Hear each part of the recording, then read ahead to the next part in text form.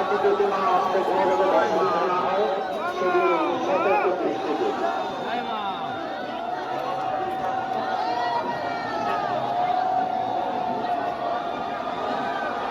কিছুক্ষণের মধ্যেই আর কয়েক